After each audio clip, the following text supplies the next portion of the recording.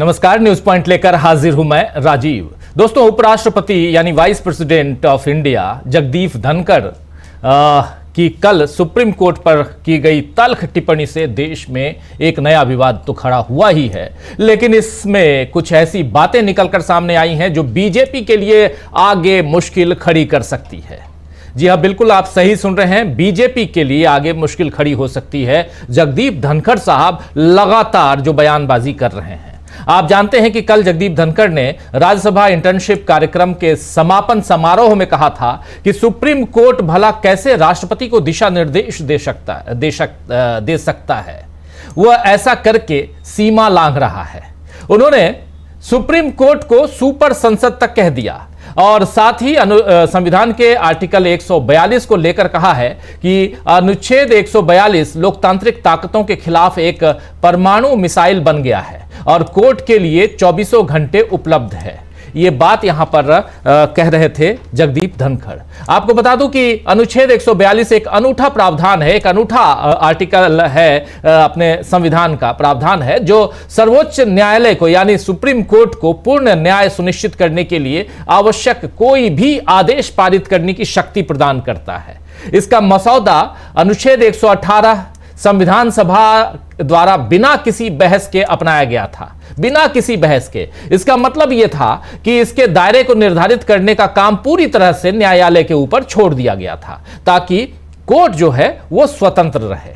अब सवाल यह है कि आखिर धनखड़ जी को इस अनुच्छेद पर यानी इस आर्टिकल पर तकलीफ अभी क्यों हो रही है? क्यों उन्हें ऐसा लग रहा है कि सुप्रीम कोर्ट अपनी सीमाएं लांघ रहा है? तो इसका जवाब ढूंढना शायद मुश्किल नहीं है।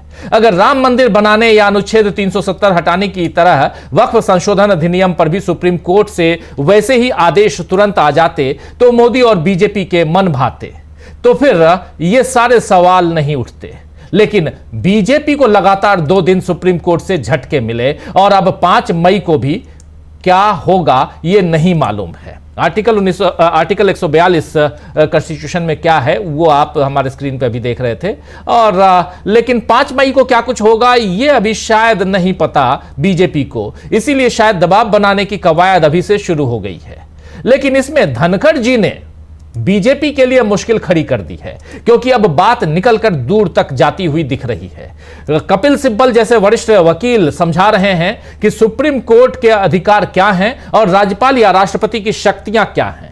सिब्बल विपक्ष के सांसद ही नहीं है बल्कि वकालत का उनका लंबा अनुभव है, उनके पास है, इसीलिए उनकी बातों की काट आसान नहीं होगी। आइए जरा सुन लेते हैं कपिल सिब्बल को इसी मसले पर क्या कुछ कहा है। सुनना जरूरी है और ये एक विमर्श की बात है दोस्तों कि अब जगदीप धनखड़ जैसे अगर उपराष्ट्रपति, नेता छोड़िए वो क्या है, क्या उनका करियर रहा इसको छोड़िए, आज की तारीख में संसदीय पद पर विराजमान चाहे राष्ट्रपति हों, चाहे उपराष्ट्रपति हों, चाहे प्रधानमंत्री हों, चाहे राज्यपाल हों, इन लोगों को संविधान के दायरे में काम करना होता है, बयानबाजियां करनी होती हैं। लेकिन अगर ये भी राजनीतिक टूल का इस्तेमाल करने लगे या खुद राजनीतिक यानी सियासी या पॉलिटिकल टूल बन जाए, उसका हिस्सा बन जाए, तो फिर आखिर कैसे होगा? आज ही आपने देख लिया कि वेस्ट बंगाल में क्या हुआ। वहां के राज्यपाल चले गए मालदा, जबकि मुख्यमंत्री ने मना किया था कि मत जाइए। यानी वहां भी सियासत चल रही है। सियासत तमिलनाडु में भी चल रही है, सियासत केरल में भी चल रही है, और यह सियासत कौन कर रहा है? राज्यपाल कर रहे हैं। बात करेंगे उस पर भी, लेकिन पहले सुनिए कपिल सिब्बल को। आज सुबह कई अखबारों में जब मैंने धनखड़ साहब का जो वक्तव्य था, जो स्पीच थी, वो पढ़ा तो मुझे दुख भी हुआ और आश्चर्य भी हुआ, क्योंकि जुडिशियल इंस्टीट्यूशन, चाहे वो सुप्रीम कोर्ट हो, चाहे वो हाई कोर्ट्स सारे देश में हो, उनके ऊपर आज के दिन भी अगर किसी संस्था पे विश्वास है तो जुडिशरी पे है। और मुझे ऐसा लगता है कि जब कुछ सरकार के लोगों को जुडिशरी के निर्णय पसंद नहीं आते तो फिर वो आरोप लगाना शुरू कर देते हैं कि ये हद से बाहर है, और जब उनको पसंद आते हैं तो फिर विपक्ष को कहते हैं ये तो सुप्रीम कोर्ट ने फैसला किया, कोई सवाल उठाए 370 पे तो ये तो सुप्रीम कोर्ट का फैसला था, राम जन्मभूमि की जजमेंट पे सवाल आए तो ये तो सुप्रीम कोर्ट का फैसला था, ये तो सुप्रीम कोर्ट का फैसला था। और अगर हाल ही में जस्टिस पारदेवाला की जजमेंट आई तो ये कैसे सुप्रीम कोर्ट कर सकती है? मतलब कि जो आपको जजमेंट सही नहीं लगे, आपके सोच के अनुसार नहीं हो तो वो तो गलत है, और जो आपके सोच के अनुसार है वो ठीक है।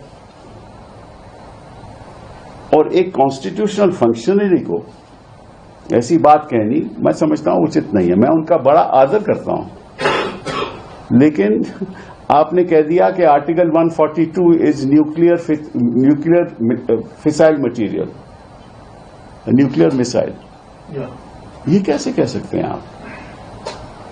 आपको मालूम है कि आर्टिकल 142 के द्वारा सुप्रीम कोर्ट को संविधान ने यह हक दिया है, ये किसी सरकार ने हक नहीं दिया, संविधान ने हक दिया है टू डू कंप्लीट जस्टिस। पहली बात ये। दूसरी बात, और ये मैं देश की जनता को बताना चाहता हूं कि president of India is a titular head.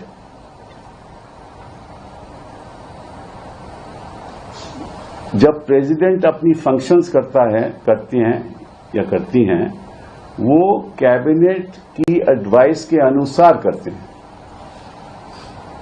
The President acts on the aid and advice of the Council of Ministers.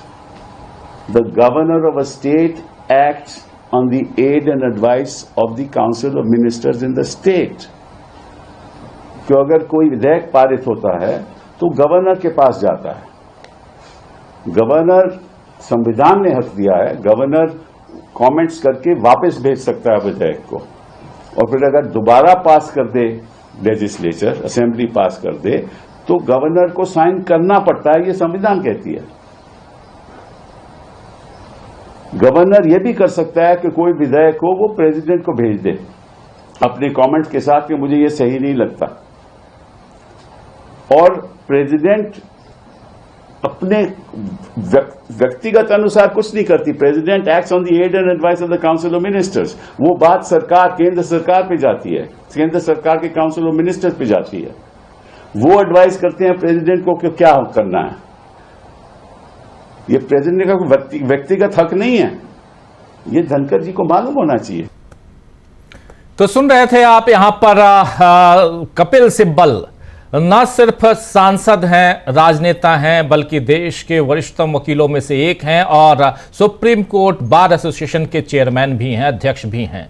वो अपनी बात यहां खुलकर रखते हुए और बहुत महत्वपूर्ण बातें यहां कहते हुए करते हुए नजर आ रहे हैं, सीधा जगदीप धनखड़ के ऊपर, क्योंकि जगदीप धनखड़ देश के उपराष्ट्रपति हैं, राज्यसभा में सभापति भी हैं। आप जानते हैं जो उपराष्ट्रपति होता है वही सभापति होता है। लेकिन वो क्या शिक्षा दे रहे हैं, क्या शिक्षा दे रहे हैं, आप समझ सकते हैं। लेकिन दूसरी तरफ इसी मसले पर कांग्रेस की तरफ से भी प्रतिक्रिया आई है। सुप्रिया श्रीनेत ने क्या कुछ कहा इस मसले पे, आइए जरा उनको भी सुन लेते हैं। बहुत इंपॉर्टेंट है, क्योंकि कल से जब से वक्फ बिल को लेकर, वक्फ कानून को लेकर जो सुप्रीम कोर्ट ने अंतरिम आदेश पारित किया है, उसके बाद से बहुत ज्यादा परेशान है भाजपा और भाजपा के सहयोगी संगठन, उनके चाहने वाले लोग, और यहां तक कि सुप्रीम कोर्ट को पहली बार देख रहा हूं कि न्यायालय को बिल्कुल उल्टा नापने की कोशिश हो रही है। शरीयत कोर्ट ऑफ इंडिया कहा जा रहा है, क्या क्या नहीं कहा जा रहा है, बहुत दुखद है। और इन सबको हवा आखिर कौन दे रहा है? चलिए जरा सुन लीजिए पहले सुप्रिया श्रीनेत को। देखिए, ऐसा है कि उपराष्ट्रपति संवैधानिक पद पर बैठे हुए हमारे देश के प्रथम नागरिक राष्ट्रपति जी के बाद सेकंड सर्वोच्च पद पर बैठे हुए हैं, तो मैं उनके बारे में ज्यादा तीखा टिप्पणी नहीं करना चाहती हूं। लेकिन मैं उनसे भी ये आशा करती हूं कि वो भी अपने पद की गरिमा और उसके सम्मान को देखकर इस तरह की तीखा टिप्पणी ना करें। जिस आर्टिकल 142 की वो बात कर रहे हैं, शायद उनको एक बार पलटकर ये भी पूछना चाहिए कि तमिलनाडु के गवर्नर एक सरकार की अवमानना क्यों कर रहे थे, वो बिल्स को पास क्यों नहीं कर रहे थे, वो बिल्स पर क्यों बैठे हुए हैं? क्या उपराष्ट्रपति जी ये विवेचना करने को या ये कोर्स करेक्शन करने को तैयार हैं कि तमाम जो राजभवन है वो ऐसे लोगों से भर दिए गए हैं जो आरएसएस और बीजेपी से संबंधित हैं और जो आज भी उनका एजेंडा चला रहे हैं, जो अपने पद की गरिमा को ताक पर रखकर जो कॉन्स्टिट्यूशन को, जो संविधान के तार तार करने पर आज भी आमादा है। क्या तमिलनाडु के गवर्नर ने संविधान की त्राही त्राही नहीं करी? बिल्कुल करी, तार तार कर दिया संविधान को। उस पर उपराष्ट्रपति जी को चिंता नहीं है। सवाल इस बात का है। तो आश्चर्य की बात यह है कि धनखड़ जी खुद एक वरिष्ठ वकील रहे हैं, लेकिन आप जानते हैं कि इस वक्त जो बात वो कर रहे हैं, फिर वो सुप्रीम कोर्ट को संविधान द्वारा मिली शक्तियों के बारे में कह रहे हैं। इससे पहले फरवरी में भी उन्होंने ये सवाल उठाया था कि सीबीआई चीफ की नियुक्ति में सुप्रीम कोर्ट का क्या काम है, आप याद कीजिए। और जगदीप धनखड़ वैसे तो खुद संवैधानिक पद पर बैठे हैं, लेकिन राज्यसभा में उनके फैसलों पर सवाल उठते रहे हैं, खासकर विपक्षी सांसदों के निलंबन, उन्हें बोलने से रोकना, प्रधानमंत्री के आगे झुककर अभिवादन करना, ऐसे कई कामों पर विपक्ष ने उन्हें निशाना बनाया है। लेकिन इस बार धनखड़ ने खुद ही यह मौका दे दिया है। जहां तक सुप्रीम कोर्ट की शक्तियों की बात है, तो उसके पास संवैधानिक मामलों में राष्ट्रपति के कार्यों की, राष्ट्रपति के कामों की समीक्षा करने और उन पर टिप्पणी करने का अधिकार है, क्योंकि इस भारत के संविधान, जो भारत का जो संविधान है वो सर्वोच्च है, भारत का संविधान, और सभी संस्थाएं जिसमें राष्ट्रपति भी शामिल हैं संविधान के दायरे में कार्य करती हैं। आप जानते हैं अगर सारी संस्थाएं संविधान के दायरे में काम करती हैं तो उसमें राष्ट्रपति भी हैं। सर्वोच्च न्यायालय को संविधान के अनुच्छेद यानी आर्टिकल 13, 32 यानी 13, 32 और 136 यानी 136 के तहत, 13, 32 और 136 के तहत यह अधिकार प्राप्त है कि वो किसी भी कार्यकारी या विधायी कार्रवाई की संवैधानिक वैधता की समीक्षा कर सकता है। अगर राष्ट्रपति का कोई काम संविधान के विपरीत पाया जाता है तो न्यायालय उस पर टिप्पणी कर सकता है या उसे रद्द कर सकता है। वैसे भी जब राज्यपाल से लेकर राष्ट्रपति, लोकसभा अध्यक्ष, राज्यसभा सभापति, मुख्य चुनाव आयुक्त, ईडी, सीबीआई जैसी संस्थाएं इस पर बीजेपी के एजेंडे पर काम करने के आरोप लगते हैं और समय समय पर इसकी मिसालें भी पेश हो जाती हैं, तब न्यायपालिका से ही लोगों को निष्पक्षता की उम्मीद बंधी हुई है। कपिल सिब्बल ने कहा है कि आज के समय में अगर किसी संस्था पर पूरे देश में भरोसा किया जा सकता है तो न्यायपालिका है। अब इसी न्यायपालिका पर यानी कोर्ट पर भी सवाल उठ रहे हैं तो दुखद है। देश में संविधान को किस तरह खतरा बना हुआ है, यह बात किसी न किसी तरह सामने आ ही जाती है दोस्तों। इस बीच कांग्रेस सांसद राहुल गांधी ने कर्नाटक के मुख्यमंत्री सिद्धारमैया को खत लिखकर राज्य सरकार से रोहित वेमुला एक्ट नाम से एक कानून बनाने का आग्रह किया है, ताकि यह सुनिश्चित किया जा सके कि शिक्षा प्रणाली में किसी को भी जाति आधारित भेदभाव का सामना न करना पड़े। अपनी चिट्ठी में राहुल गांधी ने डॉक्टर BR अम्बेडकर के संघर्षों यानी बाबा साहब अम्बेडकर के संघर्षों और भेदभाव के कारण मिली पीड़ा का भी जिक्र किया है। राहुल गांधी दलितों के अधिकारों की मुहिम जारी रखे हुए हैं, वहीं मोदी भी अपने एजेंडे पर काम कर रहे हैं। आज नरेंद्र मोदी ने एलन मस्क से बात की और इस बारे में सोशल मीडिया पर बताया है, जबकि अपनी अमेरिका यात्रा में मोदी मस्क से मिले भी थे और मोदी के अमेरिका से आने के बाद भी वहां भारतीयों को कोई राहत नहीं मिल रही है। यह भी आप जानते हैं किस तरह हथकड़ियों में बांध कर लाया गया, भेजा गया वहां से अमेरिका से इंडियंस को, भारतीयों को। उद्योग और व्यापार को तो टैरिफ से झटका लग ही चुका है। अब छात्रों के भविष्य पर भी तलवार लटक रही है, क्योंकि कई विश्वविद्यालय में भारतीय छात्रों को वहां एंट्री करने से रोका जा रहा है, प्रवेश से रोका जा रहा है। तो किस तरह मोदी राज में भारत को मिल रही है कठिनाइयां और कैसे यहां धनखड़ साहब और ऐसे जो संवैधानिक पद पर, उच्च पदों पर बैठे हुए जो लोग हैं, वो कैसे इसी देश की दूसरी जो संवैधानिक संस्थाएं हैं उस पर निशाना बना रहे हैं। आखिर क्यों? क्या वक्फ संशोधन अधिनियम पर एक छोटा सा फैसला सुनाकर या छोटी सी रोक लगाकर न्यायालय ने, सर्वोच्च न्यायालय ने कुछ गलत कर दिया, या यहां से वो परेशानियां नरेंद्र मोदी की बढ़ने जा रही हैं जिसकी तरफ इशारा बार बार किया जाता है, हम लोग तो अपने कार्यक्रम में करते ही हैं। और क्या यह अब दिखने लगा है कि आने वाला समय नरेंद्र मोदी के लिए बहुत खराब समय होने जा रहा है, सियासी तौर पे मैं कह रहा हूं। आइए इन सब की चर्चा करेंगे। हमारे साथ कुछ वरिष्ठ साथी जुड़े हुए हैं, उन सबसे पहले आपका परिचय करवाता हूं। जरा स्क्रीन पर ले आइए हमारे तमाम साथियों को। देखिए 4 वरिष्ठ साथी जुड़े हुए हैं। अमलिंदु उपाध्याय जी हैं, शकील अख्तर जी हैं, सुनील शुक्ला जी हैं और अनिल सिन्हा जी हैं। आप चारों का स्वागत है, इस्तकबाल है। स्वागत इस्तकबाल आप तमाम दोस्त साथी शुभचिंतक आप सबका, जो अब तक जुड़ चुके हैं उनका भी, जो जुड़ने वाले हैं उनका भी। सीधा आना चाहता हूं पहले शकील जी आपके पास ही। शकील जी, धनखड़ साहब आखिर क्यों ऐसा करते हैं? धनखड़ साहब के बारे में धनखड़ साहब के जो चाहने वाले लोग हैं वही कहते हैं कि पता नहीं क्या क्या बोल देते हैं। वो क्या हो, चल क्या रहा है, या परेशानी जो है वो अभी तक उम्मीद नहीं थी कि न्यायालय जो है वो भी कुछ अच्छी राह दिखा देगा? देखिए राजीव जी, उनके चाहने वालों में एक तो हम भी हैं, बहुत पुराने दोस्त थे वो, करीब 40 साल पुराने। हम भी सोचते हैं कि उनसे कभी कहें, मगर वो कोई ऐसा रास्ता छोड़ते नहीं हैं जिससे उनसे कोई कह सके। लेकिन कल जो उन्होंने कहा उसके बाद आप देखेंगे कि सब जगह इसका विरोध हो रहा है।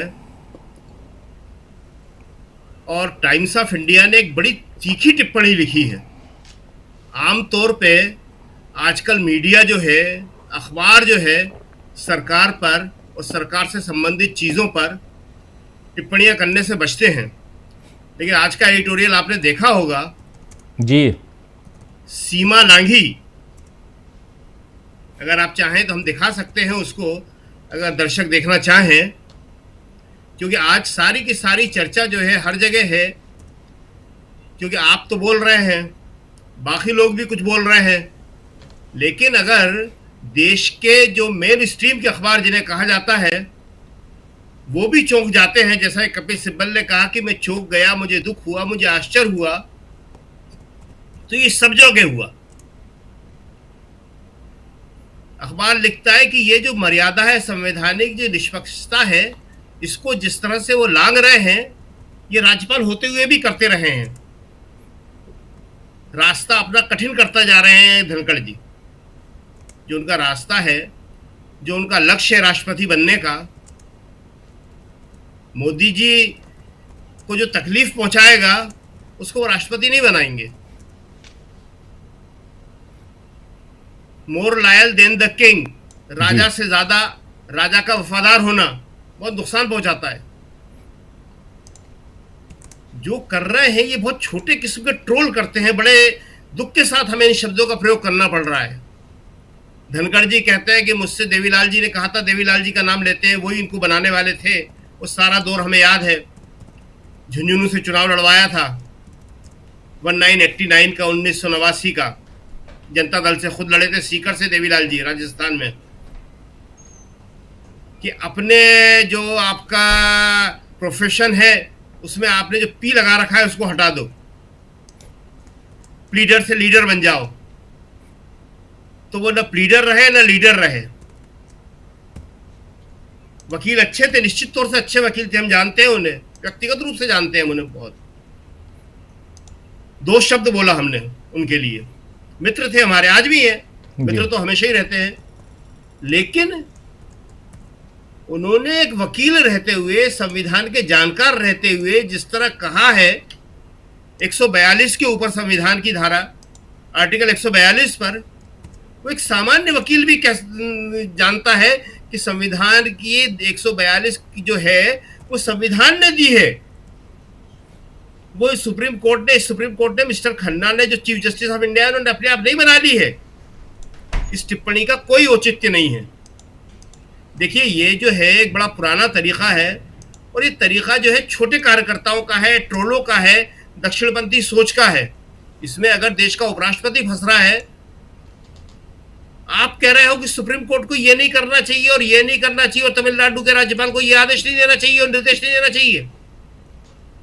आप अपने प्रधानमंत्री जी से कहिए कि उन्हें दूसरी पार्टी का अध्यक्ष नहीं चुनना चाहिए। कांग्रेस को नहीं बताना चाहिए कि तुम्हें किसको अध्यक्ष बनाना है, तुम्हें अपनी पार्टी का अध्यक्ष चुनना चाहिए। कांग्रेस ने बाकायदा चुनाव करवा के, अभी 2 चुनाव करवाए उससे, जब राहुल गांधी अध्यक्ष बने थे 2017 में, बाकायदा मतदान हुआ था, पूरा प्रोसेस हुआ था मतदान का। वो हो नहीं पाया, वो अलग बात है उस टाइम। लेकिन अभी जो है, खड़गे साहब तो बयान से हुए, शशि थरूर के खिलाफ काउंट सारे मीडिया ने, जी। एक मीडिया का सारा नहीं कह सकता कि ये गलत है। मोदी जी तो अपना चुनाव नहीं करवा पा रहे हैं। और आपको एक बात बता दें, मालूम होगी वैसे आपको, लेकिन दर्शकों को कुछ कुछ बातें बताते रहना चाहिए। आज तक के इतिहास में बीजेपी ने कभी कोई अपने अध्यक्ष का चुनाव है, कोई चुनाव नहीं हुआ है, कभी मतदान नेवर। वो कांग्रेस के इतिहास में कई मतदानों से अध्यक्ष बने हैं। तो ये कहना चाहिए उन्हें। आप कह रहे हैं कि ये सब राज्यपाल के ऊपर क्यों कह रहे हैं आप? देखिए, समस्या सबसे बड़ी क्या है कि हर राज्यपाल जितने हैं इसी तरह जिस तरह तमिलनाडु के कर रहे हैं और केरल के कर रहे हैं। के टाइम में एक रोमेश भंडारी हुआ करते थे। उन रोमेश भंडारी को आज तक वो कहते रहते हैं कि साहब कांग्रेस के राज्यपाल ने ये किया। कांग्रेस के अधिकांश राज्यपाल जो होते थे वेल नोन होते थे। जी। आज अभी हमने बताया था शायद पिछले दिनों कि गुजरात का राज्यपाल कौन है वो किसी को मालूम ही नहीं। उन्हें खुद परिचय देना पड़ा। फ्लाइट में आए थे जब अहमदाबाद से हम लोग आ रहे थे तो खुद बता रहे थे कि मैं सब राज्यपाल हूँ और आप ही के साथ। आपका वीडियो अटक रहा है, आपका वीडियो अटक रहा है जी। आपकी आवाज कट रही है शकील जी। मैं रोकना चाहूंगा, आपकी आवाज कट रही है इसलिए रोकना चाहूंगा। जरा सुनील शुक्ला जी आपके पास आना चाहता हूं। सुनील जी, कैसे देखा जाए सुनील जी, जगदीप धनखड़ साहब क्यों आखिर हमलावर हो जाते हैं? देखिए, सबसे बड़ी चीज है सुनील जी कि सीबीआई की नियुक्ति का जिक्र मैं किया था। सीबीआई की नियुक्ति के मामले में भी और ऐसी चीजों पे जहां राष्ट्रपति उपराष्ट्रपति को तो कम से कम, प्रधानमंत्री पॉलिटिकल होते हैं, प्रधानमंत्री की बात अलग होती है, लेकिन राष्ट्रपति उपराष्ट्रपति पॉलिटिकल दायरे से बाहर होते हैं। वो अगर ऐसी बयानबाजी करें तो फिर हम क्या यहां पर देना चाहते हैं? इस देश के संविधान के साथ क्या करना चाहते हैं हम? क्या सचमुच हमने ये सोच लिया कि संविधान को अब किनारे रखकर हम अपनी जो पार्टी की पॉलिसी है उसी को आगे बढ़ाएं? धन्यवाद राजीव जी। अगर संवैधानिक पद पे बैठा हुआ कोई व्यक्ति गैर संवैधानिक कार्य करता है तो उसके तो राजनीतिक उद्देश्य हो सकते हैं। उपराष्ट्रपति महोदय का यह बयान दो चीजों पे होनी चाहिए। क्या वह चुनी हुई सरकारों के पक्ष में है? अगर उनको लगता है कि संसद यानी कि चुनी हुई संसद वो सर्वोपरि है तो क्या विधानसभाएं सर्वोपरि नहीं है? अगर चुनी हुई सरकारों के कामकाज में अवरोध पैदा करने की कोई भी कोशिश आलोचना का विषय हो सकती है तो वो उन राज्यपालों के खिलाफ भी उपराष्ट्रपति महोदय को बोलना चाहिए जो विधानसभाओं से पारित प्रस्तावों और विधेयकों पर सालों साल बैठे हुए हैं, महीनों महीनों बैठे हुए हैं। और अगर उनके दिमाग में यह है कि संविधान सर्वोपरि है तो संविधान के अनुसार सर्वोच्च न्यायालय जो काम कर रहा है वह उसका दायित्व है, संविधान के अनुसार दिया गया है। वह संविधान संसद के द्वारा विधानसभाओं के द्वारा पारित कानूनों को संविधान के मूल्यों के आधार पर उसका जुडिकेशन करने का दायित्व उसका है। अगर वो नहीं करता तो वो अपने दायित्वों का निर्वहन नहीं करता। अगर इन दोनों तथ्यों के समर्थक है उपराष्ट्रपति जी तो उनको उन राज्यपालों की आलोचना करनी चाहिए जो विधानसभाओं से पारित प्रस्तावों पर कार्रवाई नहीं करते और सर्वोच्च न्यायालय के साथ खड़ा होना चाहिए। जो सर्वोच्च न्यायालय ये कहता है, सर्वोच्च न्यायालय ने अपनी तरफ से कोई बात नहीं कही है। सर्वोच्च न्यायालय राज्यपालों के लिए बाकायदे ये प्राविधान है कि वह विधानसभाओं में पारित विधेयकों को एज सुन एज पॉसिबल अपनी सहमति प्रदान करेंगे या उस पर निर्णय लेंगे। सर्वोच्च न्यायालय ये नहीं कह रहा है कि आप उस पर सहमति प्रदान कर दीजिए, आपको जो करना हो कीजिए लेकिन समय सीमा के अंदर कीजिए। क्या गलत है इसमें? अगर अगर सर्वोच्च न्यायालय कहता है कि राष्ट्रपति महोदय को भी एक समय सीमा के अंदर अपने विभिन्न विधेयकों पर या जो उनके पास रेफर किए गए मसले उन पर निर्णय लेना है, तो क्या गलत कर दिया? ये तो हमारा संविधान भी कहता है। सुरेश पासवान की व्याख्या ही तो की सर्वोच्च न्यायालय ने, अभी तरफ तो कोई बात नहीं कही। हमारा संविधान तो ये कहता नहीं है कि आप इनको अपना विधेयक भेज कर चुपचाप बैठ जाइए। अगर यह आपको सहमति दे देते हैं तो आपके ऊपर उपकार करेंगे, इनके प्रति कृतज्ञता ज्ञापित कीजिए। ऐसा तो संविधान कहता नहीं। संविधान कहता है कि है सुरेश पासवान, और यह भी कहता है कि राज्यपाल और राष्ट्रपति सरकारों के सहायता और विमर्श से काम करेंगे। यही अगर राज्य सरकारें राज्यपाल को कोई सलाह दे रही हैं और राज्यपाल उसका पालन नहीं कर रहे हैं तो गैर कानूनी नहीं है, गैर संवैधानिक नहीं है। आज पश्चिम बंगाल के राज्यपाल महोदय ने पश्चिम बंगाल सरकार के अनुरोध के बावजूद उन्होंने जो यात्रा की, यह गैर संवैधानिक नहीं है। आपको ये आप संवैधानिक रूप से आप बंधे हुए हैं राज्य सरकारों के परामर्श से काम करने के लिए, आप अपने स्तर से काम करने के लिए आजाद नहीं है। और अगर राष्ट्रपति महोदय को यह चिंता है तो उनको सर्वोच्च न्यायालय के साथ खड़ा होना चाहिए। लेकिन अपने इस वक्तव्य से न तो वह चुनी हुई सरकारों के पक्ष में खड़े हैं, न ही संविधान के पक्ष में खड़े हैं, वो संविधान के खिलाफ खड़े हैं। और संविधान के खिलाफ खड़े हैं तो उस आरोप को ये मजबूत करते हुए दिख रहे हैं जो भारतीय जनता पार्टी या सत्तारूढ़ दल के ऊपर आरोप लगते हैं कि यह संविधान को बदलना चाहते हैं। हमारे देश में संविधान सर्वोपरि है, संविधान से ऊपर कोई नहीं है। संविधान ने सबके दायित्व निर्धारित कर रखे हैं, सबकी सीमाएं निर्धारित कर रखी हैं और इसमें चेक बैलेंस के उपाय भी कर रखे हैं। आप इससे कैसे इनकार कर सकते हैं? और उपराष्ट्रपति को इस बात ये पूरे में उनका लोकस स्टैंड क्या है? संसद के पार्ट भी उपराष्ट्रपति, सभापति राज्यसभा के रूप में तो है, उपराष्ट्रपति के रूप में तो नहीं है।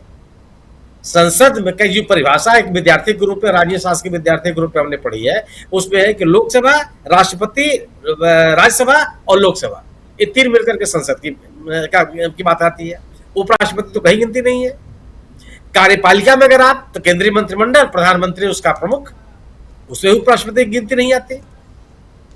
तो उपराष्ट्रपति महोदय तो ये वक्तव्य देकर के एक नई बात शुरू कर रहे हैं कि अगर इसी तरह के बयान दिए जाने हो उपराष्ट्रपति के स्तर से तो फिर उपराष्ट्रपति पद की आवश्यकता क्या है? आप राज्यसभा के स्तर से मिलकर के अपना सभापति चुन लें। जी, आपके ऊपर एक बड़ी जिम्मेदारी है, एक संवैधानिक पद पर आप बैठे हुए हैं और आप क्या बताना चाहते हैं? मतलब ये क्यों न माना जाए कि आप सर्वोच्च न्यायालय के निर्णयों के खिलाफ जनता को उकसा रहे हैं? जनता अगर जनता के मतलब व्यक्तियों के अनुकूल, आम लोगों की धारणा के अनुकूल या जो पिटिशनर है उसके अनुकूल अगर सर्वोच्च न्यायालय या हाईकोर्ट या अन्य जुडिशियल इदारे अपने निर्णय नहीं देते हैं तो आप उसके प्रति आक्रोश व्यक्त करेंगे। इस देश के लोगों ने सर्वोच्च न्यायालय के किसी निर्णय पर आपत्ति नहीं की है, कोई प्रतिवाद नहीं किया, उससे बहस जरूर हुई है, लेकिन उसके खिलाफ किस तरह के बयान नहीं आए कभी। अभी हाल का बयान देख लीजिए, अरे हाल का निर्णय जो बाबरी मस्जिद है और राम जन्मभूमि का मसला था, ढेर सारे सवाल उठे उसके ऊपर, ढेर सारी चर्चाएं हुई, लेकिन पूरे देश ने उसको स्वीकार किया। उन लोगों ने भी स्वीकार किया जो उसके वादी थे। वो लोग कई सर्वोच्च न्यायालय के इस निर्णय के कई पक्षों से सहमत नहीं है, लेकिन उस लोगों ने स्वीकार किया। आपातकाल के बारे में दिए गए निर्णय को लेकर के भी लोगों ने सर्वोच्च न्यायालय के निर्णय को स्वीकार किया। यह सरकार भी अपने अनुकूल जो जिसका कई निर्णयों का उल्लेख किया कपिल सिब्बल ने, इस सरकार ने भी सर्वोच्च न्यायालय के निर्णयों के आड़ में अपने राजनीतिक निर्णयों के लोगों का जन समर्थन मांगती हुई दिखाई पड़ी है, या सर्वोच्च न्यायालय के निर्णय के आड़ में वो तर्क देते दिखाई पड़े कि इस निर्णय को सर्वोच्च न्यायालय ने ही मान लिया। आप एक निर्णय के आधार पर इस तरह की बात हो जाएगी तो आप सर्वोच्च न्यायालय पर इस तरह की टिप्पणी करेंगे? किसने कहा? कौन सा ऐसा निर्देश दिया सर्वोच्च न्यायालय ने जो गैर कानूनी है, गैर संवैधानिक है, संविधान के मंशा के अनुकूल नहीं है?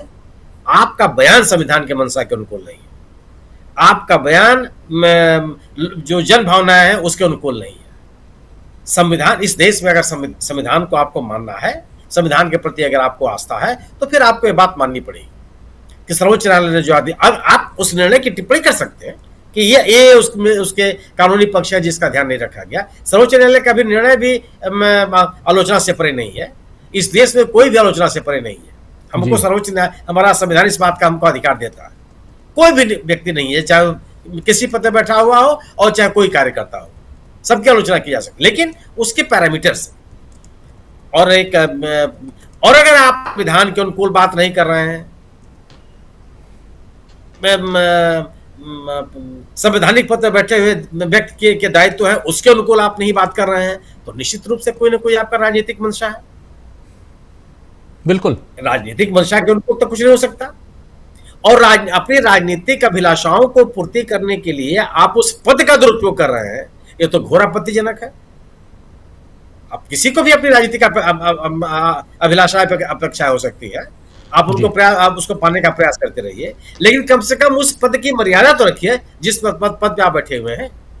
जी बिल्कुल आप सही कह रहे हैं, पद की मर्यादा का पालन तो होना चाहिए, लेकिन यहां पर क्या जगदीप धनखड़ साहब ये काम कर रहे हैं? उपराष्ट्रपति हैं और एक पद है, मर्यादा है, संवैधानिक दायरे में आना चाहिए और संविधान में अनुच्छेद यानी आर्टिकल 142 न्यायालय को लेकर जो टिप्पणी करता है, जो प्रावधान देता है, उन प्रावधानों का कम से कम उसी का पालन तो कर लें, क्योंकि ये जो 142 आर्टिकल नंबर 142 है उसको संविधान सभा ने सर्वसम्मति से बिना उस पर बहस इसको बिल्कुल पारित कर दिया था, ये कहते हुए कि कम से कम न्यायालय को अपना निर्णय लेने के लिए स्वतंत्र रहना चाहिए। ऐसे ही तो देश चलता है और सब कुछ अपने संविधान में आप देखिए कि हर चीज, हर संवैधानिक पद जो है वो किसी न किसी ढंग से जिस पर लगाम भी है, स्वतंत्रता भी है। लेकिन यही तो है कि यहां पर कुछ लगाम नहीं बल्कि या स्वतंत्रता में वहां पर खलल डालने की कोशिश हो रही है। जल्दी से आना चाहता हूं, पहले अमलेंदु जी आपके पास, फिर अनिल सिन्हा जी आपके पास आता हूं, शकील जी भी अपनी बात पूरी करेंगे। अमलेंदु जी, कैसे देखा जाए यहां पर कपिल सिब्बल को आप देख रहे हैं, आपने सुन लिया सुप्रिया श्रीनेत को भी, लेकिन जगदीप धनखड़, और सिर्फ जगदीप धनखड़ की बात नहीं है, कल से देखिए आप, जब से सुप्रीम कोर्ट का जो डायरेक्टिव आया है वक्फ संशोधन अधिनियम 2025 को लेकर, उसके बाद से पूरा का पूरा सोशल मीडिया अटा पड़ा है, कोई पक्ष में, लेकिन कोर्ट के विपक्ष में इतनी बातें सत्ता पक्ष के साझेदार जो हैं वो कह रहे हैं, सत्ता पक्ष के लोग कह रहे हैं, उनको चाहने वाले लोग कह रहे हैं। दुर्भाग्यपूर्ण है। बिल्कुल राजीव जी, बहुत ज्यादा दुर्भाग्यपूर्ण है, और सबसे ज्यादा दुर्भाग्यपूर्ण ये है कि उपराष्ट्रपति जैसे पद पर बैठा हुआ व्यक्ति जो है वो सीधी सीधी तलवारें भांज रहा है सुप्रीम कोर्ट के खिलाफ। यानी एक तरीके से देश का जो द्वितीय नागरिक है वो एक तरीके से न्यायपालिका के खिलाफ भड़का रहा है लोगों को, और लोगों की न्यायपालिका के प्रति आस्था कम करना चाहता है। राजीव जी, ये तो देशद्रोह भी बनता है एक तरीके से, अगर देखा जाए। अदालत अगर सही से काम करने लग जाए, अदालत अपने पर आ जाए, तो राष्ट्रपति महोदय को उस पर खींच भी सकती है, और करना चाहिए अदालत को इस तरीके का। दूसरा, जिस आधार पर हमारे उपराष्ट्रपति महोदय जो है वो प्रहार कर रहे हैं न्यायपालिका पर, बता रहे हैं कि साहब चुनी हुई सरकार का मतलब जो है उसको कैसे आदेश दे सकता है सुप्रीम कोर्ट। तो भाई ये बताइए कि अगर चुनी हुई सरकार को आदेश नहीं दे सकता है तो राज्यपाल चुनी हुई सरकार की विधेयक रोक सकता है? अगर सुप्रीम कोर्ट चुनी हुई पहली बात तो ये कि जो राष्ट्रपति है या राज्यपाल तो चुना हुआ होता ही नहीं है, राष्ट्रपति चुनी होती है, पहली बार चुने होते हैं। तो राष्ट्रपति के अलावा अगर राज्यपाल को और राष्ट्रपति को भी दे रहा है तो क्या चुनी हुई सरकार के विधेयक को फिर रोक लेगा राष्ट्रपति और राज्यपाल रोक लेगा, और साल साल भर तक उसको कुंडली मारे बैठे रहेगा, बिना कोई कारण बताए हुए कुंडली मारे बैठे रहेगा। तो इसको लेकर जगदीप धनखड़ साहब क्या कहना चाहते हैं? यानी जिस तर्क के आधार पर सुप्रीम कोर्ट पर हमला कर रहे हैं, उसी तर्क के आधार पर वो चुनी हुई सरकारों के ऊपर भी हमला कर रहे हैं। तो जगदीप धनखड़ साहब कहना क्या चाहते हैं, पहले खुद तय करें। जगदीप धनखड़ साहब खड़े आकर किस पाले में? सिर्फ अभी तक ये समझ में आया कि जगदीप धनखड़ साहब लगातार जिस तरीके से बयानबाजी कर रहे हैं वो सुप्रीम कोर्ट के खिलाफ तलवारें भांजते हुए दिखाई पड़ते हैं, और कुछ नहीं है। और ये बताना चाहते हैं कि जनता को अब सुप्रीम कोर्ट से कोई आशा नहीं करनी चाहिए, और सुप्रीम कोर्ट जो है जनता को न्याय नहीं दे सकता जी। शायद ये कहना चाहते हैं जगदीप धनखड़ साहब। तो अब ये कहना चाहते हैं नहीं कहना चाहते हैं वो जाने, लेकिन जो इसके भाव निकल रहे हैं हम तो यही समझ रहे हैं कि जगदीप धनखड़ साहब ये कहना चाह रहे हैं, और देश की जनता भी यही समझ रही है कि जगदीप धनखड़ साहब कहना क्या चाहते हैं। बिल्कुल आप जी जी जी जी जी अकेले सिर्फ जगदीप धनखड़ साहब का मसला नहीं है। जिस तरीके से आज सत्ता के लोगों ने, जिस तरीके से सत्ता पक्ष से जुड़े हुए लोगों ने आज जो ट्विटर पर सब हैशटैग चलाए, वो बहुत ज्यादा गंभीर बात है, और मुझे लगता है कि इसको लेकर सुप्रीम कोर्ट को निश्चित तौर पर कार्रवाई करनी चाहिए, और केंद्र सरकार को जो नोटिस इशू करके कहना चाहिए कि इस तरीके की चीजें चल कैसी रही, इस पर कार्रवाई होनी चाहिए। क्योंकि ये राजीव जी एक तरीके से तोला जा रहा है कि सुप्रीम कोर्ट पर कितने हमले किए जा सकते हैं। आप देखिए कि हर संस्था को डराया जा चुका है, हर संवैधानिक संस्था को। अब बारी जो वो सुप्रीम कोर्ट की है कि सुप्रीम कोर्ट को डराया जाए और किस तरीके से देश को तानाशाही की ओर लेकर जाया जाए। तो कुल मिलाकर जो भी बातें चल रही हैं, चाहे वो किरण रिजिजू साहब जो है वो सुप्रीम कोर्ट को सीधे सीधे धमका रहे हों कि अगर सरकार के मामलों में हस्तक्षेप करेगा सुप्रीम कोर्ट तो सरकार भी हस्तक्षेप कर सकती है, चाहे जगदीप धनखड़ साहब कह रहे हों, और चाहे सोशल मीडिया पर जो 2-2 रुपए वाले ट्रोल हैं राजीव जी वो सब बातें कर रहे हो, ये साफ तौर पर एक तरीके से देश को तानाशाही की तरफ ले जाने के लिए सुप्रीम कोर्ट को भी धमकाने का एक प्रयास लगता है। जी बिल्कुल बिल्कुल बिल्कुल। अनिल जी, आपके पास आना चाहता हूं। मामला वक्फ संशोधन अधिनियम 2025 का है। एक छोटा सा डायरेक्टिव है। अभी अगली सुनवाई 5 तारीख को है। उससे पहले 5 तारीख यानी 5 मई को दोपहर 2 बजे से सुनवाई होगी।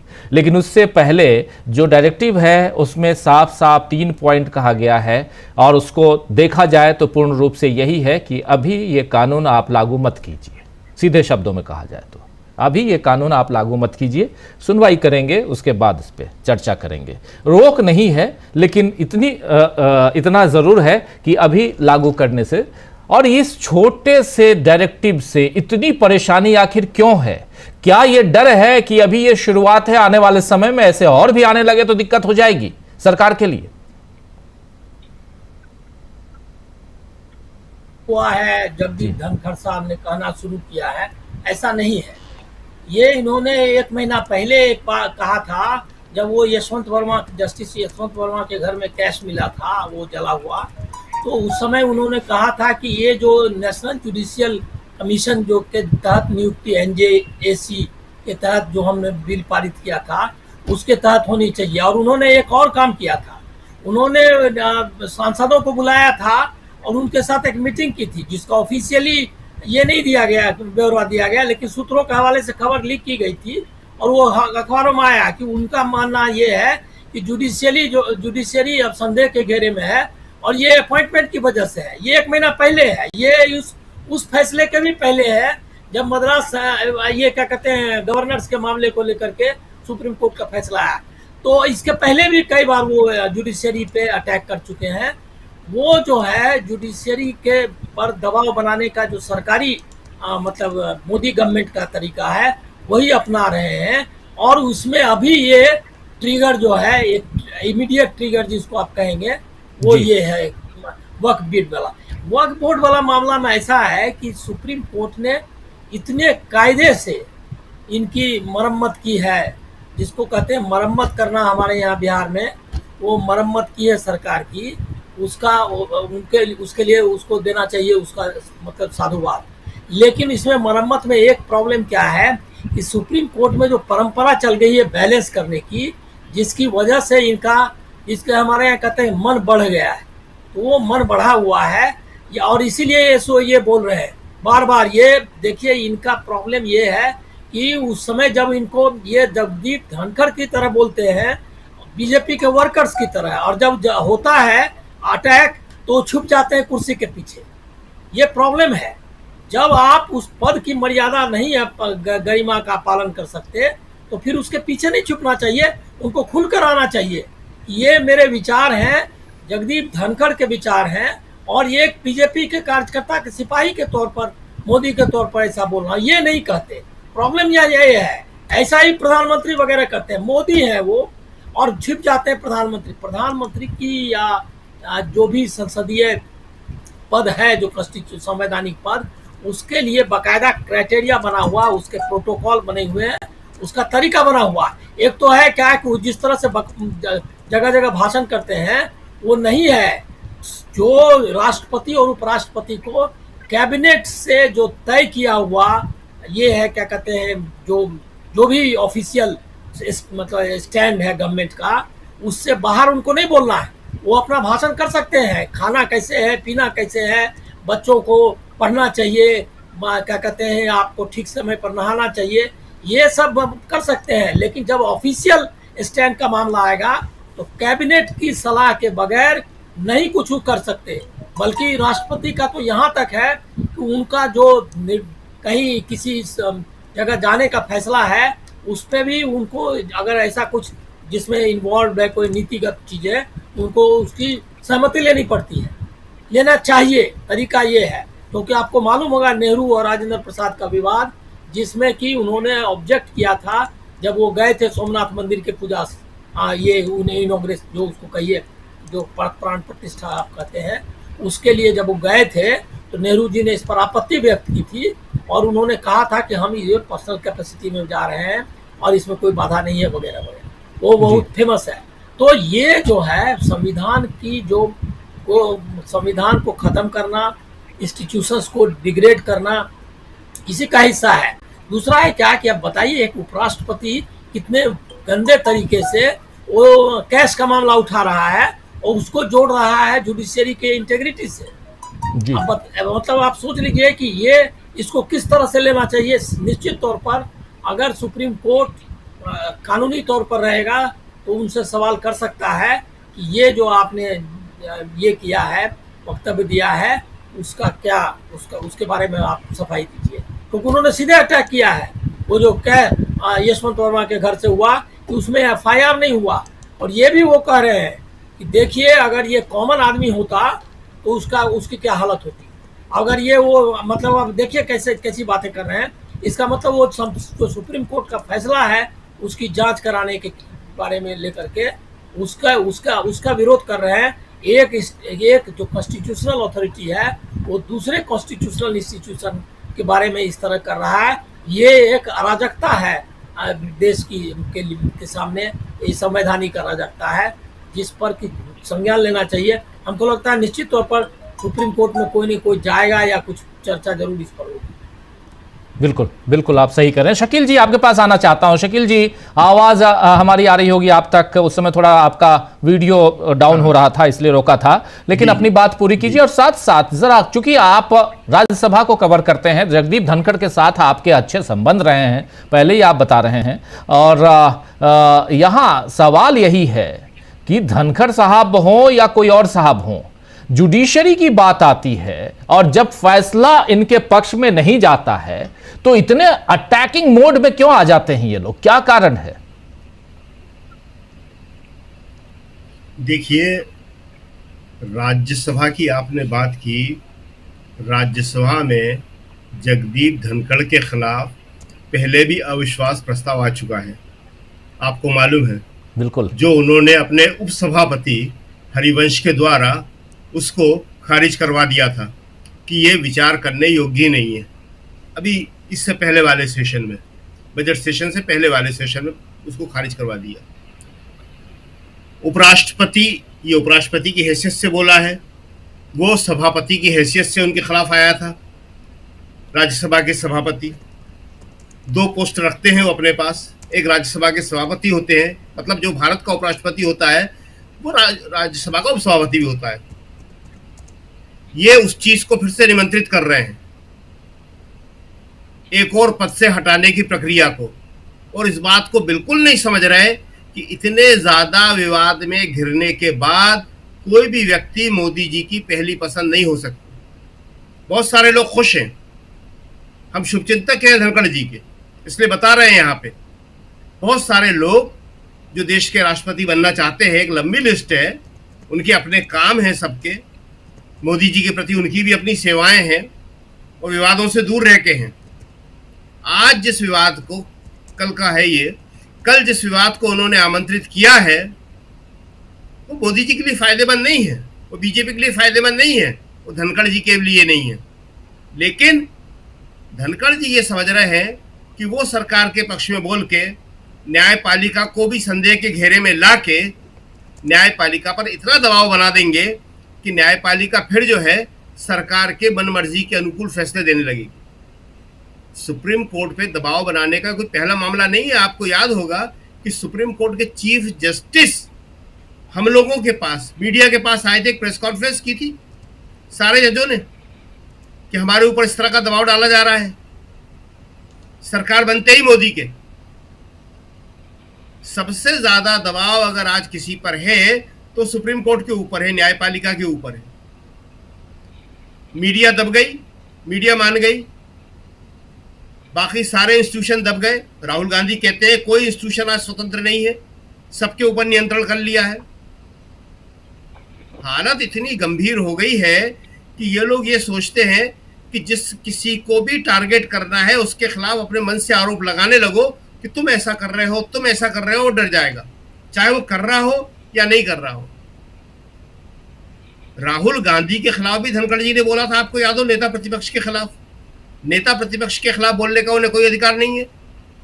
आज जो बहस है जो सारे के सारे मीडिया में भी कहा जा रहा है, सबसे ज्यादा आश्चर्यजनक बात यह है, इसको पढ़ना चाहिए बिटवीन द लाइंस को धनखड़ जी को। आखिर ऐसी क्या मजबूरी आ गई कि मीडिया को इतने सख्त शब्दों का उपयोग करना पड़ा, मेन स्ट्रीम के मीडिया को? वो इसलिए करना पड़ा कि सबको लग रहा है कि समस्या बहुत गंभीर है। अगर लोकतंत्र नहीं बचेगा, न्यायपालिका नहीं बचेगी, तो हम में से कोई नहीं बचेगा। बिल्कुल। बहुत सारे उदाहरण दे सकते हैं, बहुत सारी बातें बता सकते हैं, लेकिन हमें लगता नहीं है कि उचित होगा कि किस तरह इसी मीडिया ने, मेन स्ट्रीम मीडिया ने, एक छोटा सा उदाहरण बताना जरूरी है, बता ही देते हैं हम बिना किसी का नाम लिए। जो जानना चाहे हम उनको बाद में बता भी सकते हैं जी। इसी मेन स्ट्रीम मीडिया ने, टॉप संस्थानों ने ये कहा है कि जब यूपीए का राज्य था, उससे पहले कांग्रेस का राज था, हम पर ऐसे दबाव नहीं आए, हमारे खिलाफ ऐसी कार्रवाइयों की धमकियां नहीं मिली जैसी इनके टाइम में मिलती हैं, मिलती रही हैं। तो आज वो समझ रहे हैं इस बात को कि हम कहीं के नहीं रहेंगे, खत्म हो जाएंगे। देखिए, ये जो दोहरा चरित्र की राजनीति होती है दक्षिण पंथियों की, सारा खेल जो है प्रतिक्रियावाद में है। राहुल इसीलिए कहते हैं कि ये लड़ाई विचारधारा की है, इसके अलावा कोई लड़ाई है ही नहीं है, सिर्फ और सिर्फ आइडियोलॉजी की, विचारधारा की, मुद्दों की लड़ाई है ये हमेशा से हर चीज पे आक्रमण करते हैं। कोई चीज इन्होंने छोड़ी नहीं है। आज न्यायपालिका ने ऐसा कोई बहुत बड़ा काम नहीं कर दिया है। ये कोई, आपने खुद कहा कि बहुत छोटा सा एक ऑर्डर है ये, लेकिन पूरे के पूरे दबाव में चाहते हैं ये कि जो हम कहें वैसा का वैसा आदेश हो। अभी जो इसमें फैसला आया था चंदा लेने के मामले में, उसमें मोदी जी ने खुद ने टिप्पणी कर दी थी सुप्रीम कोर्ट के खिलाफ जी, इलेक्टोरल बांड में जी, इलेक्टोरल बांड में। तो ये किसी भी तरह से इस न्यायपालिका को स्वतंत्र नहीं देखना चाहते। एक भी चीज आज नहीं बची है। मीडिया चला गया, न्यायपालिका पर हमला हो रहे हैं, यहां तक कि ये नेता प्रतिपक्ष पे हमला करते हैं राहुल गांधी पे, उसको भी चाहते हैं कि इनके अनुकूल बोले। ये राहुल को बताना चाहते हैं कि राहुल तुम ये क्यों बोलते हो, ये बोले। कांग्रेस को बताना चाहते हैं कि तुमने एक अध्यक्ष बना लिया, उसका 5 साल का कार्यकाल होता है, अभी 3 साल हुए हैं, लेकिन तुम बदल दो अपना अध्यक्ष। खुद अपना नहीं बनाएंगे, नहीं बना पा रहे हैं, कांग्रेस से कह रहे हैं तुम बदल दो, और हम तुम्हें बता रहे हैं कि उसको बना दो। जो उन्होंने मुसलमान का नाम लिया है, वो मुसलमान हम बता देते हैं, बीजेपी किस मुसलमान को चाहती है ये भी आज बता देते हैं। जो आप हंस रहे हैं, जो इसी मुद्दे को लेके कांग्रेस से अलग हुआ था, और आज बीजेपी का सबसे बड़ा स्टार प्रवक्ता बना बैठा है शहजाद पूनावाला। शहजाद पूनावाला का कांग्रेस छोड़ने का आरोप ही ये था 2017 में कि मुझे इन्होंने कांग्रेस का अध्यक्ष नहीं बनने दिया। जी हाँ, ऑन रिकॉर्ड है। जी जी जी, शहजाद पूनावाला जो कांग्रेस में मीडिया डिपार्टमेंट में एक क्या कहते हैं, वॉलंटियर, आजकल हाँ अच्छा शब्द आया है वॉलंटियर, थोड़ा सम्मानजनक है वॉलंटियर। एक वॉलंटियर के तौर पे ना, वो भी नाम बता दे अगर आप कहें कौन लेके आया था वहां पे, बहुत सामान्य कार्यकर्ता, और उसके बाद वो कांग्रेस का अध्यक्ष बनना चाहता था, राहुल गांधी के खिलाफ चुनाव लड़ना चाहता था। उसकी शिकायत थी ये कि राहुल गांधी ने साजिश करके मुझे अपने खिलाफ चुनाव नहीं लड़ने दिया 2017 में। अगर मैं लड़ जाता तो मैं चुनाव जीत जाता और मैं कांग्रेस का अध्यक्ष बन जाता। तो उसको अब मोदी जी बनाना चाह रहे हैं, कह रहे हैं कि इसको बना दो अध्यक्ष। ये तो राजनीति हो रही है। तो ऐसे में धनखड़ सचमुच साहब बना जो रहे कह हैं क्या? सचमुच बना रहे हैं? अगर मोदी जी का बस चलेगा तो मोदी जी बना सकते हैं ना। ये तो मोदी जी को बनाना है ना जी।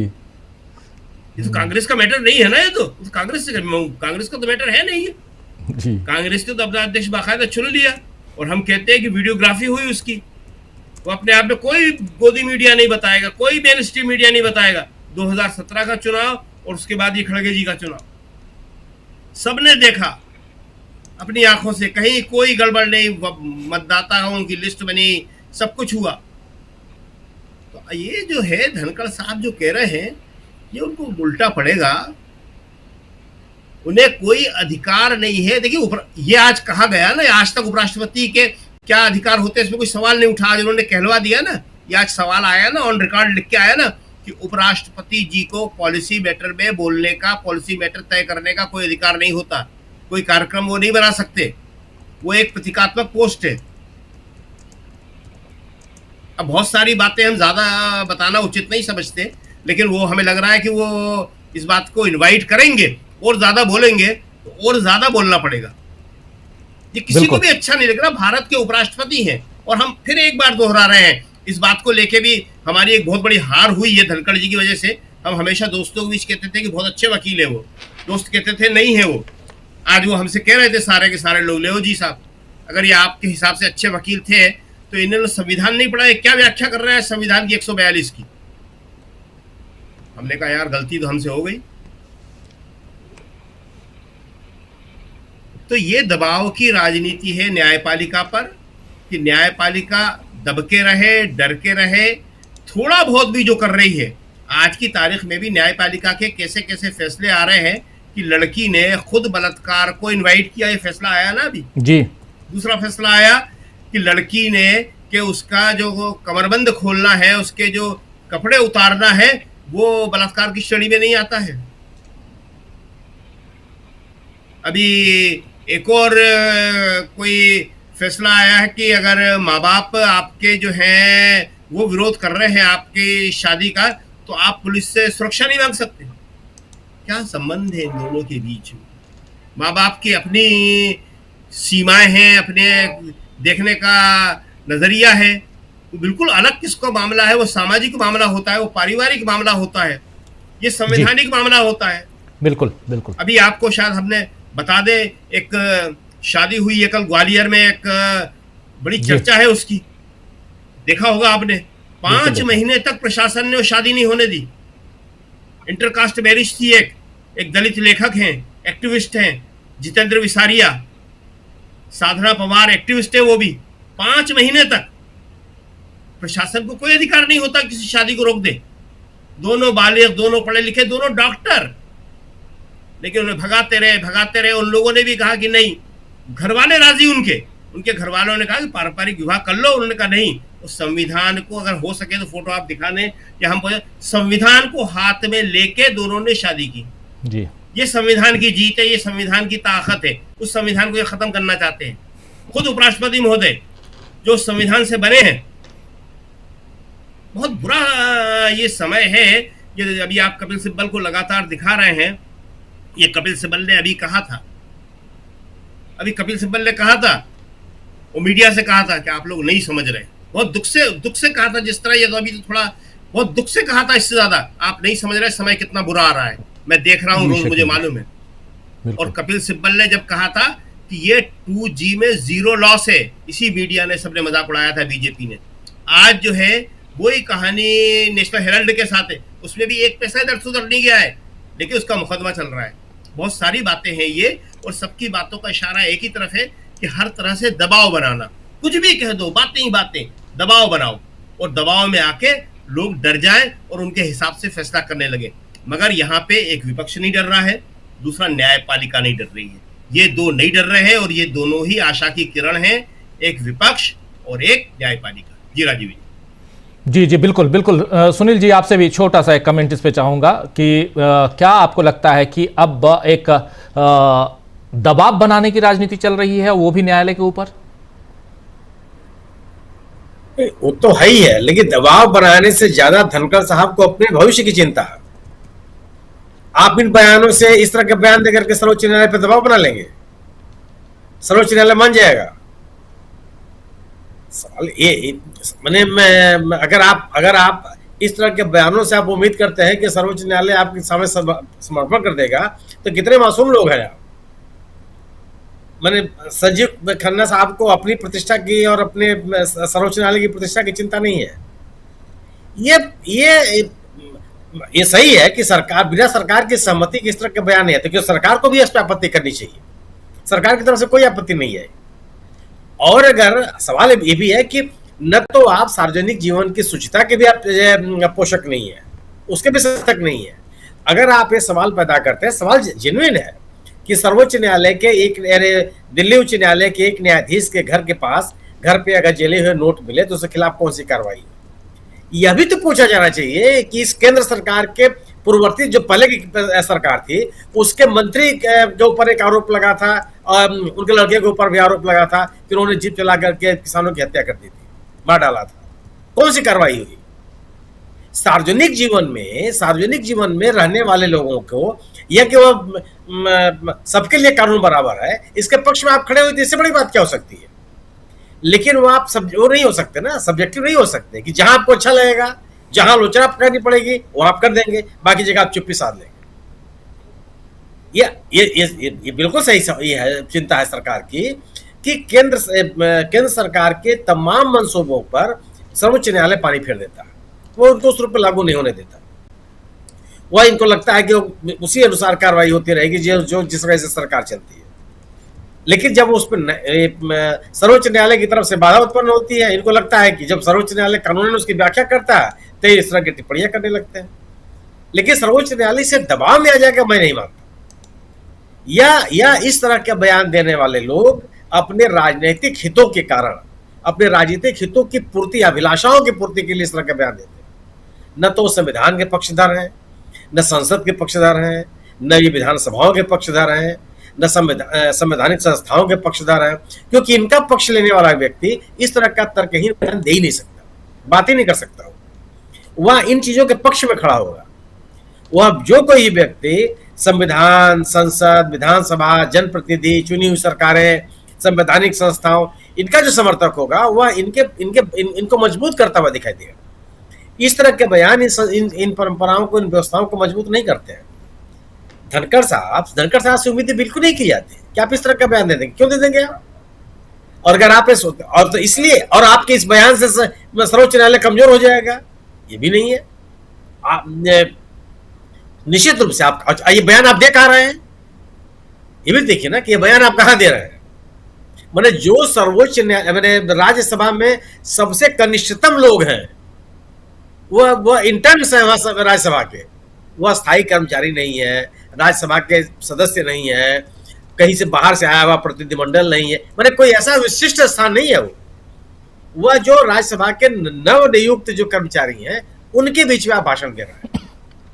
तो यह केवल एक नैरेटिव बनाने की कोशिश है, वो भी अपने राजनीतिक लाभों के लिए। कोई व्यक्ति अगर आप सर्वोच्च न्यायालय पर दबाव बनाना चाहते हैं तो सर्वोच्च न्यायालय के निर्णयों की आप आलोचना कीजिए कानून के हिसाब से, संवैधानिक प्रावधानों के हिसाब से, कि सर्वोच्च न्यायालय ने जो अनुच्छेद 142 का उपयोग किया वो कितना सही है, कितना गलत है, और वो गलत है तो इस आधार पर गलत है। आप आलोचना कीजिए, निश्चित रूप से सर्वोच्च न्यायालय किसी के ऊपर दबाव बनेगा। लोग चिंतन करेंगे कि हमारे निर्णय में किस तरह की अवहेलनाएं हो गई। आखिर बाबरी मस्जिद के निर्णय को लेकर के सर्वोच्च न्यायालय कितना आलोचना होती है।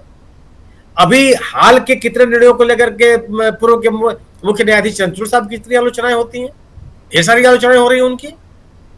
अगर आप सर्वोच्च न्यायालय के निर्णय की आलोचना कानून के आधार पर करेंगे तो मुझे लगता है कि ज्यादा प्रभावकारी होगा।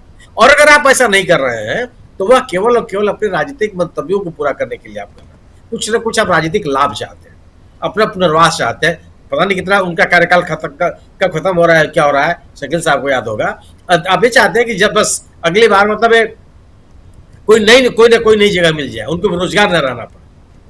आप इस संवैधानिक पद पर बैठे हुए व्यक्ति से उम्मीद की जाती है कि वह देश के लोगों में एक सुरक्षा का भाव पैदा करे, संवैधानिक संस्थाओं के प्रति एक आग्रह का भाव पैदा करे, हमारी जो संवैधानिक परंपराएं हैं उनको मजबूत करता हुआ दिखाई पड़े, चुनी हुई सरकारों के प्रति लोगों के मन में आस्था पैदा करेगा जी, न्यायालयों के निर्णय के प्रति लोगों के मन में सम्मान पैदा करेगा। इस तरह की बातें करके आप इन सभी मंतव्यों से आप अपने आप को दूर कर लेते हैं। और मेरा अपना मानना है कि इन बयानों से कोई दबाव नहीं बनता, आप अपने राजनीतिक उद्देश्यों को पूरा करने के लिए ही आप इस तरह के बयान देते हैं। बिल्कुल बिल्कुल बिल्कुल। अनिल जी, आपको भी ऐसे लगता है क्या कि ये बिल्कुल राजनीतिक रोटियां सेकने की कोशिश हो रही है और इस वक्त दबाव में है सत्ता पक्ष? न्यायालय से शायद उम्मीद नहीं रही होगी कि वक्फ संशोधन अधिनियम पर एक तो पहली बात सुनवाई होगी और सुनवाई के बाद मामला यहां तक पहुंच जाएगा, इसलिए हो रहा है। नहीं तो वो तो है। उसमें एक चीज खाली, मैं जो शकील साहब ने शायद कहा था कि उनको नहीं मिलेगा ये पद आगे वाला जो है प्रमोशन वाला, तो ये मैं इसमें असहमति व्यक्त करना चाहता हूँ। वो जो है ये पद पर इसीलिए आए हैं, जो सब उन्होंने अभी जिस तरह का रवैया अपनाया हुआ है, इस पद पर भी इसी वजह से वो आए हैं, क्योंकि इतना खराब राज्यपाल मुझको नहीं लगता कि पूरे हिंदुस्तान के इतिहास में कोई कभी रहा होगा। एकदम उन्होंने सारी जो क्या कहते हैं सीमाएं जो है संवैधानिक सीमाएं उसको लांघ ली थी और उसके लग गए थे पूरी तरह से क्या कहते उसमें करने के लिए, मतलब टीएमसी के खिलाफ एकदम वर्कर की तरह काम करते थे और मतलब एसपी को मतलब रोज इंटरफेयर करते थे रोज के कामकाज में, एडमिनिस्ट्रेटिव इंटरफेरेंस करते थे, जो कि ये इंटरफेरेंस जो है कहीं से परमिसिबल नहीं है। तो इसीलिए ऐसा नहीं मिलेगा ऐसा नहीं है, उनकी उम्मीद वाजिब है, ऐसे ही लोग चाहिए और उनको ये मिल सकता है, उसमें कोई दिक्कत नहीं है। हाँ ये है क्या कि जो काम अपने बीजेपी नहीं कर सकती है वो ये संवैधानिक पद पर बैठे हुए लोगों के जरिए करा रही है, ये और भी खतरनाक है। क्योंकि अगर जो उनको कहना है पॉलिटिकल पार्टी के रूप में या एग्जीक्यूटिव के रूप में मतलब मंत्रिमंडल को जुडिशरी के खिलाफ है तो वो बोले अपना रिजर्वेशन रखे, लेकिन उनका तो जो सॉलिसिटर जनरल है वो तो वहाँ है ही उनका बैठा हुआ, जो उनके जो ये है क्या कहते हैं पोजीशन को रखने के लिए, तो उनको भी ये इस तरह से बकवास कराने का नहीं है, इसीलिए उन्होंने ये रास्ता अपनाया है। और वो भी कैसे कोई सही कहा उन्होंने, सुनील जी ने इंटर्न के मीटिंग में बोला। अब वो कोई मीटिंग भी ऐसा नहीं है जहाँ पर कि कोई जुडिशरी के बारे में बात की जाए या कोई संवैधानिक दायित्व और उसकी सीमाओं के बारे में व्याख्यान दिया जाए। वो जो है राज्यसभा की सीमाएं, राज्यसभा में कैसे काम करना है, आपका क्या काम होगा, वो करने के लिए था और उनको मोटा मोटी चीज़ बतानी है। उन्होंने इस जो पोजीशन इसका ये जो इस मतलब इवेंट का इस्तेमाल राजनीतिक इस्तेमाल किया और वो भी बहुत ही गंदे तरीके से, क्योंकि वो जो यशवंत वर्मा का बार बार उठा रहे हैं वो प्रचार कर रहे हैं सुप्रीम कोर्ट और जुडिशरी के बारे में संदेह पैदा कर रहे हैं और उसको बदनाम कर रहे हैं। ये बाकायदा उसका वो उनके पास वो मैटर है, उसकी जांच के लिए जो तरीके हैं वो उन्होंने अपनाए हैं। अब उनका रिजल्ट आने दीजिए, उसमें आप करेंगे, लेकिन ये बहुत गलत है और मुझको लग रहा है कि बहुत ही ये उसके लिए दिक्कत है। लेकिन और इसका असर क्या होगा? असर होगा कि अगर थोड़ा सा अगर सुप्रीम कोर्ट को अगर समझ में आ जाए कि यही इनका तरीका है तो जो 5 मई है वो उनके लिए इससे भी बड़ा नाइटमेयर साबित हो सकता है। ये जो है बड़ा दुस्वप्न हो सकता है। जो उन्होंने कहा है कि मैं तो ये इतने चीज़ को स्टे करना चाहता हूँ और इतना चीज़ स्टे नहीं करना चाहता जी। वो ये स्टे लग जाएगा और वो ऑपरेटिव चीज़ें हैं जो भी उन्होंने वक्फ बिल पर जो 3 चीज़ें कही है, कलेक्टर के पावर्स के बारे में, वक्फ बाय यूजर और वो जो क्या कहते हैं बोर्ड और काउंसिल में मेंबरशिप के नॉन मुस्लिम मेंबर बनाने का, ये तीनों मुद्दे ऐसे हैं कि इसके बगैर इनको वक्फ का बिल में अमेंडमेंट का कोई फायदा ही नहीं मिलने वाला है। वो तो वही था मुसलमानों की संपत्ति छीन लो और उनको बदनाम भी करो कि ये जो है वक्फ के जरिए ऐसा हो रहा था वैसा रहा था। दोनों ये उन्होंने सुप्रीम कोर्ट ने बहुत ही कायदे से उनको इसमें ये कर दिया है, मतलब उनको ध्वस्त कर दिया है उनके इरादों को। फिलहाल तो ऐसा ही है। जी बिल्कुल बिल्कुल। अमलेंदु जी क्लोजिंग क्या कहेंगे? क्या आपको लगता है कि यहाँ सुप्रीम कोर्ट पर एक दबाव बनाने की राजनीति चल रही है? बिल्कुल राजीव, ये साफ तौर पर देखा जा सकता है कि सुप्रीम कोर्ट पर दबाव बनाने की राजनीति और सरकार अपने मन मुताबिक जो फैसले सुप्रीम कोर्ट से करवाए, ये राजनीति चल रही है और इस पर काम करती हुई पूरी सरकार जो सरकार के समर्थक दिखाई पड़ रहे हैं। अफसोस की बात सिर्फ ये है कि जगदीप धनखड़ साहब जो देश के उपराष्ट्रपति हैं वो अपने पद का जो मान है उसको भी नहीं रख रहे हैं और अपना जो संवैधानिक दायित्व है उसका भी निर्वाह नहीं कर रहे हैं, बल्कि भारतीय जनता पार्टी के ट्रोल बने हुए एक तरीके से ये कहा जा सकता है। और जिस तरीके से दबाव डालने की सुप्रीम कोर्ट पर कोशिशें की जा रही है, निश्चित तौर पे ये चीजें ठीक नहीं है और ये न्यायपालिका और लोकतंत्र दोनों के ऊपर लोगों की आस्था जगाने का काम है कि लोगों की आस्था जो है वो न्यायपालिका पर भी नहीं रह जाए और लोकतंत्र पर भी ना रह जाए। जहां तक सवाल ये है कि धनखड़ साहब राष्ट्रपति बनना चाहते हैं, मुझे लगता है राजीव जी धनखड़ साहब राष्ट्रपति बनना नहीं चाहते हैं। वो इंतजार कर रहे हैं 17 सितंबर का कि जब मोदी जी रिटायर होंगे तो आरएसएस कहेगा कि सबसे अच्छा काम तो जगदीप धनखड़ साहब कर रहे हैं मोदी जी के बाद, और अमित शाह को भी प्रधानमंत्री नहीं बनाया जाए, किसी को नहीं बनाया जाए और जगदीप धनखड़ साहब को प्रधानमंत्री बनाया जाए। कहाँ ले जा मोदी रहे जी हैं को आप? धनखड़ साहब से बहुत ज्यादा सावधान रहने की आवश्यकता है, क्योंकि मोदी जी तो सही बात कर नहीं सकते जिस तरह की धनखड़ साहब कर रहे हैं। तो इसलिए मोदी जी को धनखड़ साहब से बहुत ज्यादा सतर्क रहने की आवश्यकता है। 17 सितंबर से पहले भी धनखड़ साहब कोई खेल कर सकते हैं मोदी जी के साथ। अच्छा अच्छा जी बहुत बहुत शुक्रिया अमलेंदु जी, बहुत शुक्रिया सुनील जी, शकील जी, अनिल सिन्हा जी। बहुत इंपॉर्टेंट चर्चा, इसको ज़्यादा मैं खींचना नहीं चाहता हूँ, बहुत गंभीर चर्चा है और इस चर्चा में हम लोगों ने जितनी बातें की हैं उसको बहुत गंभीरता से आप सुनिए, सोचिए दोस्तों कि आखिर चल क्या रहा है देश में। बहुत बहुत शुक्रिया आप तमाम साथियों, आप सबका बहुत बहुत धन्यवाद आप लोगों का भी दोस्तों। ज्योति जी हमारे साथ हैं, हमारे साथ संजय सहगल साहब हैं, सोनाराम साहब हैं, जसल दलजीत जी भी हैं, शिव कुमार पारेख साहब। आप तमाम साथियों, आज इस कार्यक्रम को यहीं समाप्त करता हूं। कल शाम 7 बजे फिर हाजिर होऊंगा कुछ ऐसी खबरों के साथ, कुछ ऐसे ही पैनलिस्ट दोस्तों के साथ। बहुत इंपॉर्टेंट, देश में कुछ विमर्श ऐसे चल रहे हैं